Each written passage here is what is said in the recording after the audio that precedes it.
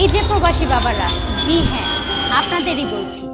আপনার আদরের সন্তানের উজ্জ্বল ভবিষ্যৎ নিশ্চিত করতে সময় থাকতে আজই সঠিক সিদ্ধান্ত নিন। আপনি কি দীর্ঘদিন যাবৎ বিদেশে বসবাসরত, সাথে আপনার সন্তানের উজ্জ্বল ভবিষ্যৎ নিয়ে চিন্তিত?